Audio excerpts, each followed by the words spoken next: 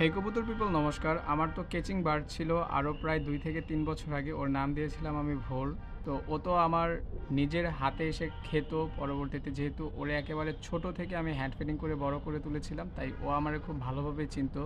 তাই অনেক বছর পরে মনে হইলো যে এগুলারও তো আমি কত বছর ধরে পালতেছি। দেখি আমার হাতে এসে এগুলা খায় কিনা, এই বাজরিগারগুলা।